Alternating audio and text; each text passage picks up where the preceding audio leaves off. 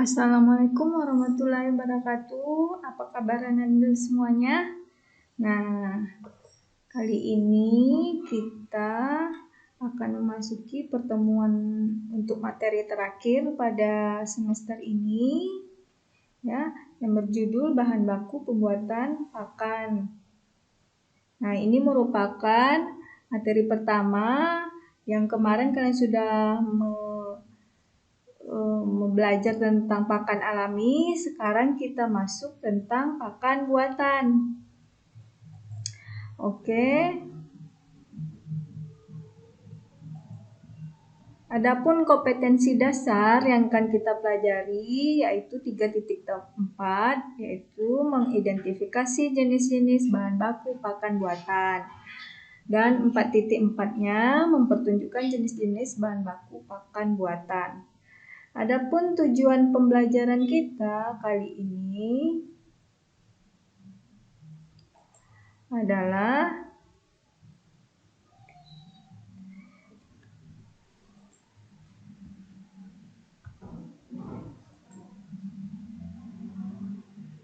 satu, menjelaskan jenis-jenis bahan baku pakan ikan. Kemudian yang kedua, menjelaskan kandungan nutrisi bahan baku pakan. Yang ketiga, melakukan rekayasa bahan baku. Nah, di sini Nanda akan mempelajari apa-apa saja bahan baku pakan ikan yang biasa dipakai. Nah, mungkin Ananda pernah melihat pelet ya. Nah, itu merupakan salah satu pakan buatan. Nah, sebelum kita mengetahui bahan bakunya apa saja, kita harus mengetahui syarat-syarat bahan baku yang bisa kita pakai untuk kita gunakan dalam produksi pakan.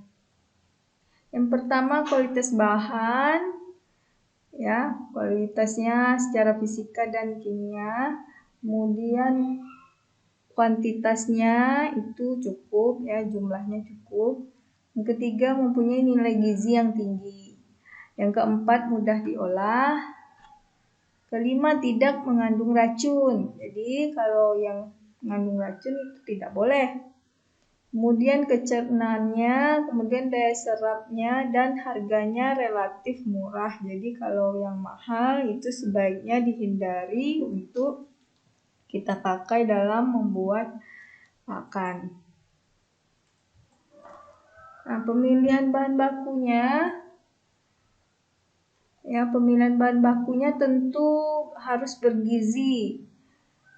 Yang pertama itu harus memiliki protein yang tinggi dan ada sumber lemaknya, karbohidratnya juga ada, mineralnya ada, vitaminnya ada, dan binder yaitu pengikat dan bahan aditif lainnya. Jadi dalam membuat pakan itu ada 6 bahan baku. Nanti yang kita campur ke dalam pakannya, ya. Yang kedua, nutrisi. Nah, nutrisi ikan itu ikan membutuhkan protein sekitar 20-60%. Jadi nanti pakan yang kita buat proteinnya harus berkisar antara ini 20-60. Kemudian lemaknya 4-8%.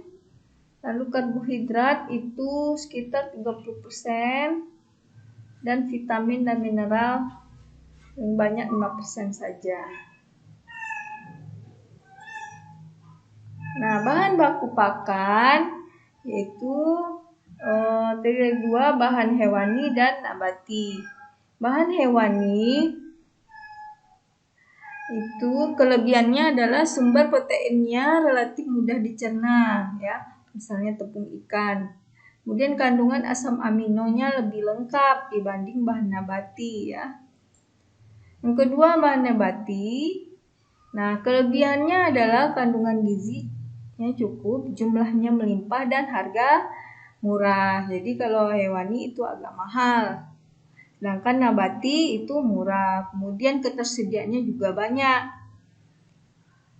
Kandungan seratnya tinggi, sulit dicerna, dan mengandung anti nutrisi. Nah, ini merupakan kekurangan bahan nabati dengan serat yang tinggi. Sehingga sulit dicerna. Nah, berbeda dengan bahan hewani, lebih mudah dicerna. Yang ketiga ada bahan limbah industri. Bahan limbah industri itu bisa berasal dari hewani atau nabati. Dikatakan bahan limbah industri karena dia merupakan limbah ternak atau produksi pakan. Misalnya ampas tahu ya. Ampas tahu merupakan limbah industri. Kemudian ada bahan tambahan yang jumlahnya itu relatif sedikit, berperan penting dalam metabolisme. Misalnya kita tambahkan vitamin, kita tambahkan misal terasi untuk menambah bau-bau sehingga ikan lebih tertarik untuk memakan pakannya. Nah, ini yang termasuk bahan baku hewani. Yang pertama itu tepung ikan. Nah, tepung ikan merupakan bahan utama ya dalam pembuatan pakan ikan. Jadi ini merupakan bahan utama biasanya. Salah satu bahan baku yang masih berpotensi untuk diproduksi dalam negeri. Ya, saat ini produksi lokal baru memenuhi 60-70%. Nah, tepung ikan itu biasanya berasal dari ikan-ikan yang tidak dikonsumsi, misalnya ikannya kecil-kecil, kemudian agak busuk ya, tidak laku dipasarkan. Jadi dibuat dalam bentuk tepung, digiling dan dibuat dalam bentuk tepung, dan itu biasanya pakai mesin. Nah, adapun keunggulan tepung ikan ini, yang pertama proteinnya jelas tinggi karena dia dari hewani ya. Kemudian asam aminonya lengkap, lalu mengandung mineral dan vitamin kompleks. Nah, sumber tepung ikan ya biasanya lokal karena memiliki bau menyengat. Proteinnya kecil dari 50% ya. Memang yang bagus itu tepung ikan impor, tapi karena harganya mahal itu biasa pembudidaya itu atau pembuat pelet itu membeli tepung ikan lokal. Kemudian tepung darah. Ya, bahannya dari darah. Ya, dari darah merupakan limbah dari rumah pemotongan ternak. Jadi darah yang beku tadi kemudian dimasak, dikeringkan dan digiling menjadi tepung. Ya, tapi ini prosesnya biasanya memakai alat ya, tidak maksud dikeringkan manual sinar matahari, tidak, itu pakai oven ya. Proteinnya sukar dicerna, penggunaannya kecil dari 3%. Ya, nutrisinya proteinnya tinggi 71% nih. Ya, tapi karena sukar dicerna itu penggunaannya hanya sedikit.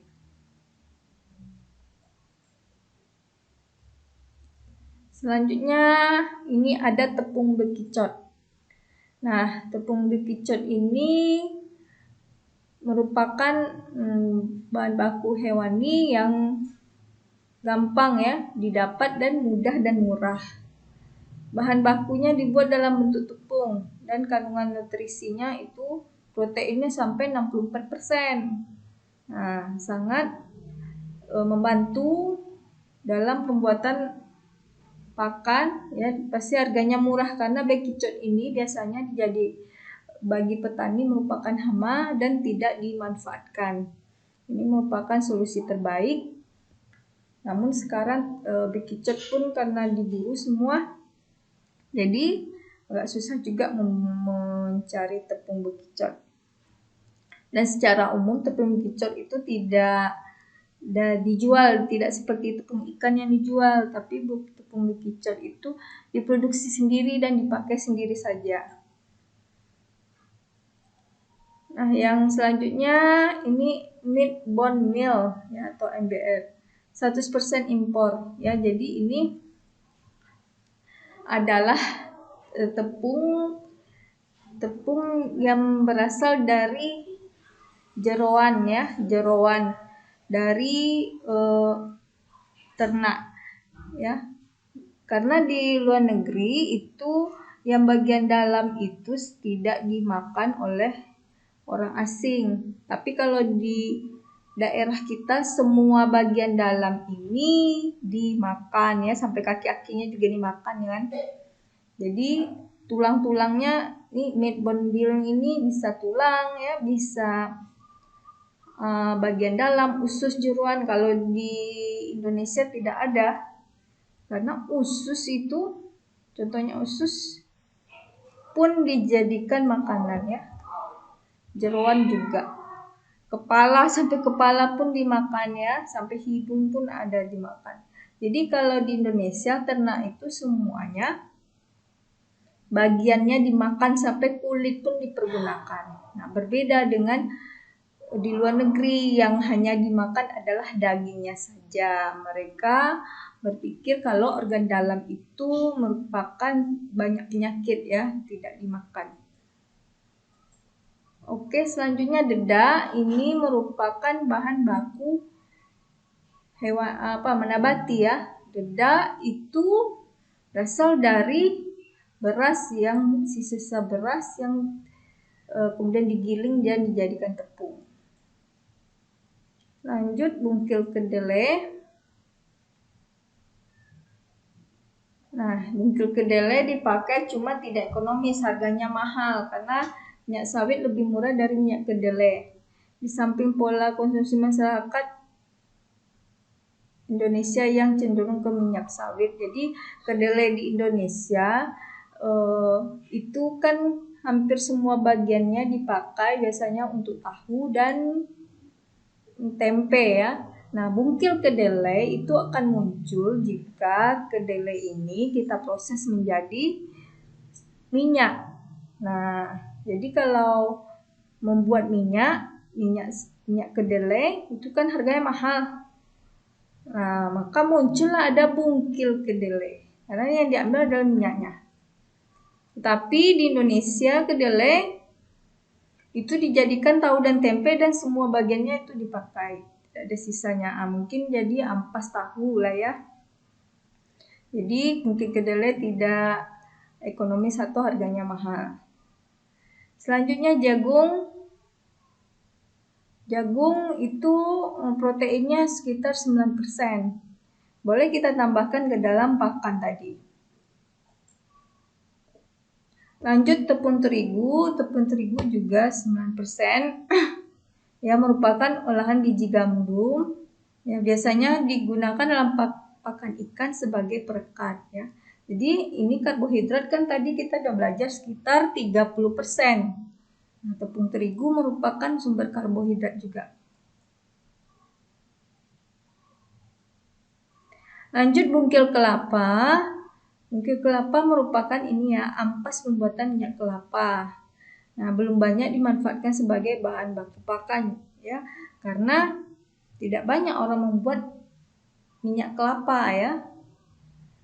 Nah, ini sekitar proteinnya sekitar 21%, karbohidratnya tinggi ya 35%, dan lemaknya dikit. Kemudian CGM atau corn gluten meal.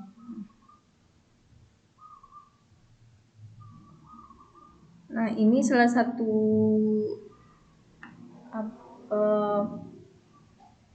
bahan yang baru. Jadi gluten itu adalah perekat ya, yang tujuannya memberi daya apung pada pakan ikan. Kemudian bahan tambahan pada pakan yaitu ada vitamin dan mineral. Jadi yang utamanya ada tadi protein, lemak, dan karbohidrat ya. Nah, selanjutnya ada vitamin dan mineral. Vitamin dan mineral ini berfungsi untuk memenuhi kebutuhan vitamin dan mineral.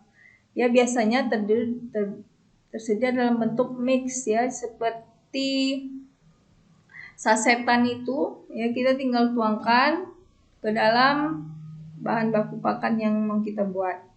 Selanjutnya ada antioksidan. Antioksidan itu berfungsi untuk mencegah oksidasi pakan ya. Maksud oksidasi ini untuk mencegah bau tengik. Ya, mungkin kamu pernah makan kerupuk, tapi kerupuknya udah lama, maka baunya ada muncul bau dari minyak yang sudah lama, yaitu baunya bau tengik ya. Nah, antioksidan untuk menghindari terjadinya ketengikan pada bahan tadi. Lanjut, ada bahan perekat atau binder. Ya, berfungsi dalam menjaga ketahanan pakan dalam air dan memperbaiki tekstur produk ya. Jadi binder ini juga sebagai bahan perekat, penggunaannya sekitar 5%. Jadi kayak lem ya maksudnya bahan perekat atau binder ini.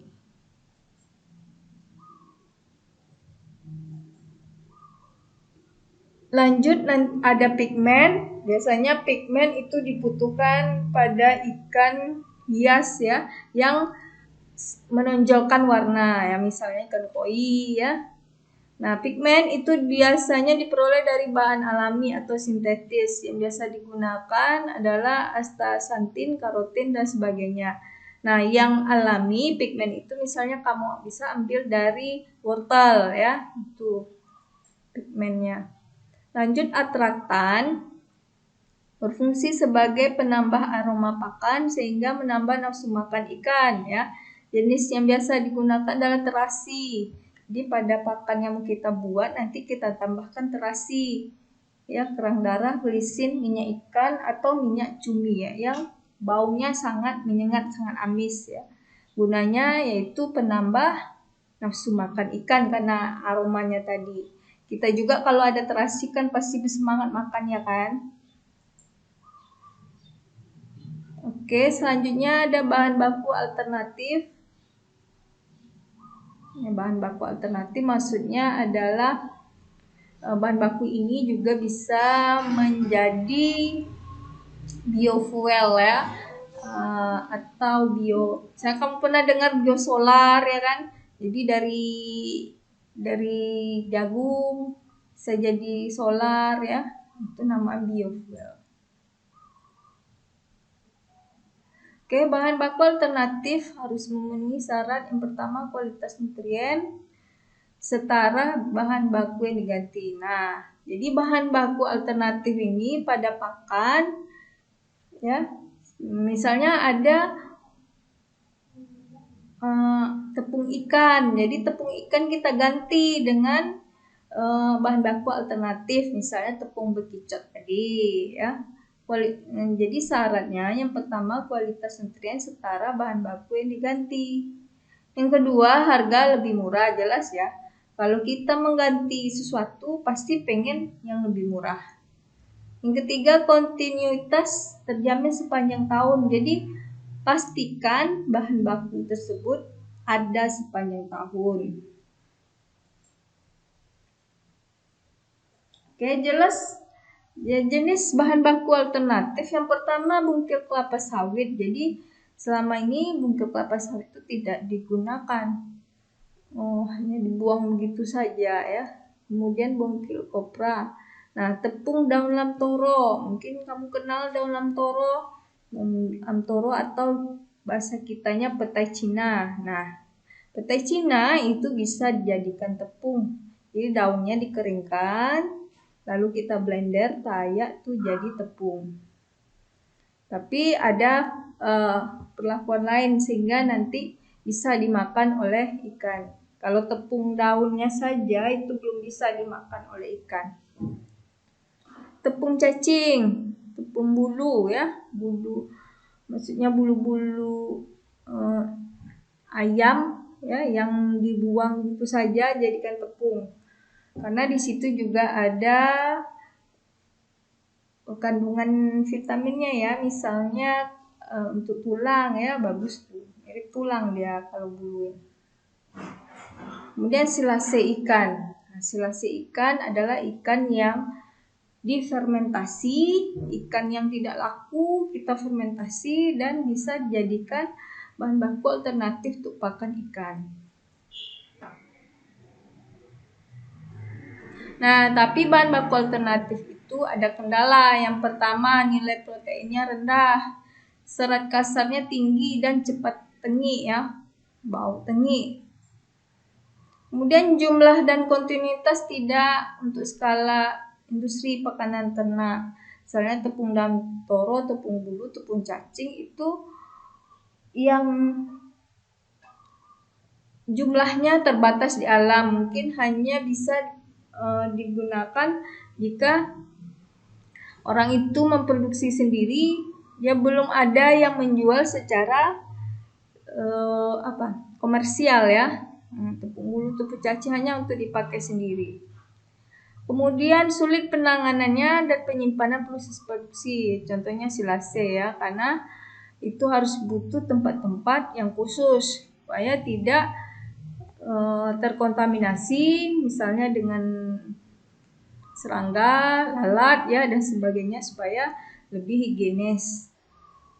Nah, kemudian ini adalah tabel bahan makanan ya, ini ada sumber energi, ada sumber proteinnya dan protein nabati serta hewani. Dan ini ada energi metabolismenya dan protein kasar ya, air, kalsium dan fosfor ya. Jadi ini penting untuk diketahui. Jadi untuk kita sebagai dasar kita membuat pakan, kita lihat itu yang dilihat adalah proteinnya. Ya, kita lihat untuk protein hewani itu proteinnya sangat besar ya. 53, 80, 50 ya, sekitar 50-an.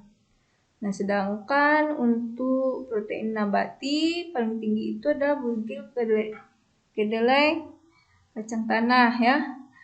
Tapi tepung daun toro sekitar 23. Kemudian untuk sumber energi atau karbohidratnya, kita lihat di sini proteinnya ya relatif rendah ya, karena mengandung protein yang tinggi. Nah, ini boleh kalian catat nanti. Nah, itu tugasnya. Yang pertama, jelaskan kelebihan dan kekurangan bahan baku hewani dan nabati. Yang kedua, mengapa sebagai pembudidaya ikan sangat memerlukan pakan buatan? Tolong dijelaskan sebaik-baiknya, sejelas-jelasnya. Yang ketiga, buat esai tentang bahan baku yang murah, mudah, dan bergizi untuk ikan dibudidaya di lingkungan rumahmu. Ya, minimal 1 halaman.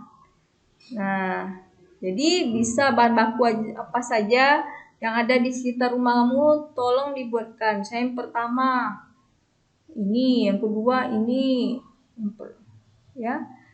Kamu jelaskan proteinnya berapa, bisa dipakai mana, ya. Tapi ingat, kalau untuk lele, usus ayam itu harus, jadi syaratnya harus apa yang bisa dimakan oleh ikan itu standarnya harus bersih dan higienis dan bisa dimakan manusia. Tidak boleh ada makan usus ayam ya, usus ayam yang tidak direbus. Boleh usus ayam tapi harus direbus dulu yang untuk menghindari penyakit. Nah, ini kamu tulis nanti di buku catatan dan di foto, lalu kirim saya ingat ya dalam bentuk PDF. Oke, demikian saja pembelajaran hari ini, dan mungkin ini merupakan pertemuan terakhir. Minggu depan kita lanjut review soal-soal untuk persiapan ujian semester yang mungkin diadakan di bulan Desember. Oke, terima kasih Ananda sudah mengerjakan tugas dengan sungguh-sungguh. Ucapkan terima kasih banyak. Ya, banyak kekurangannya karena kita melakukan pembelajaran lewat daring. Ya, kita sama-sama berusaha. Oke, semoga kalian tetap semangat mengerjakan tugas. Assalamualaikum warahmatullahi wabarakatuh.